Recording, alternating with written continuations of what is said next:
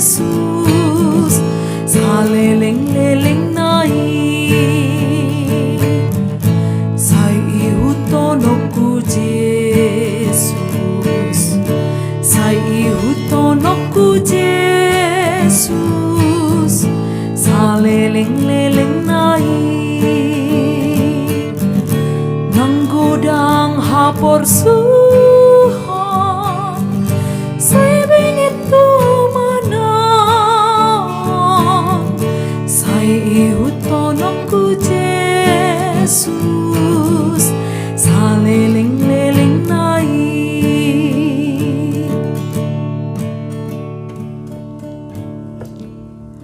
Kasih karunia dan damai sejahtera dari Allah Bapa kita dan dari Tuhan Yesus Kristus menyertai kamu.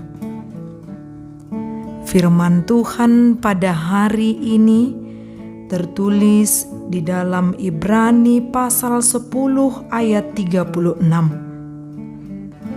Sebab kamu memerlukan ketekunan, supaya sesudah kamu melakukan kehendak Allah, kamu memperoleh apa yang dijanjikan itu.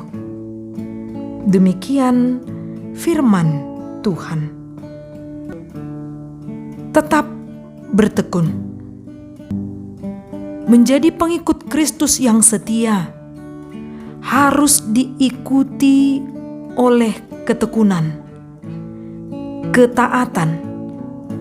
Sebagaimana yang kita tahu, disiplin adalah kunci keberhasilan.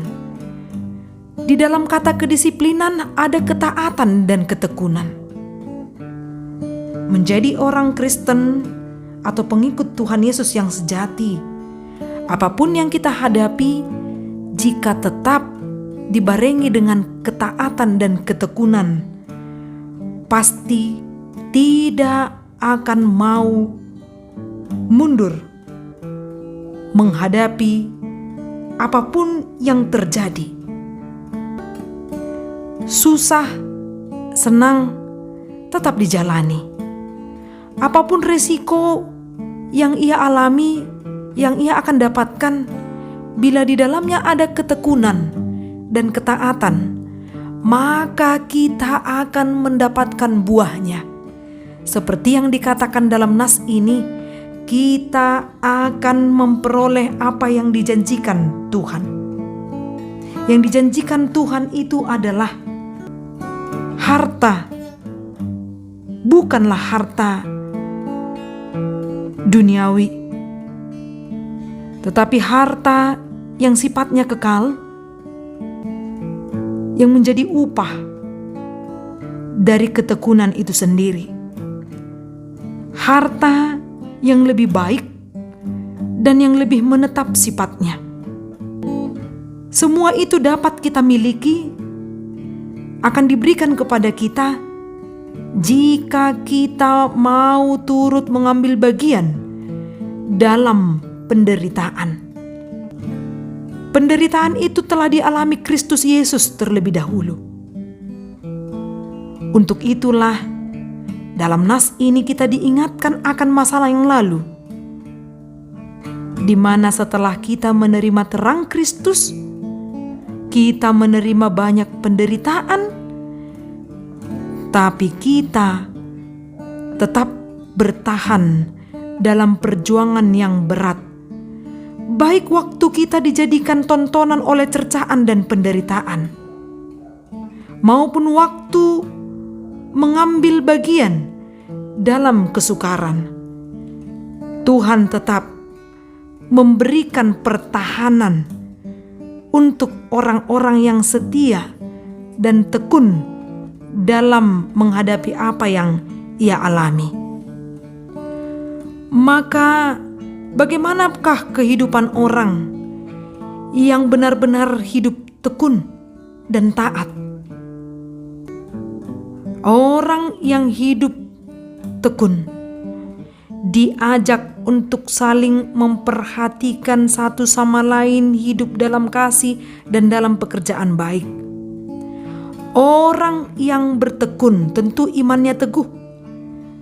dengan menjauhkan dirinya dari pertemuan-pertemuan yang tidak baik. Namun janganlah menjauhkan diri dari pertemuan-pertemuan ibadah, seperti yang dibiasakan oleh beberapa orang. Orang yang bertekun satu sama lain, hidupnya akan saling menasihati, dan semakin giat melakukan apapun itu menjelang hari Tuhan yang mendekat. Oleh karena itu, melalui ajakan untuk hidup bertekun, kita diteguhkan agar iman kita tidak goyah oleh banyaknya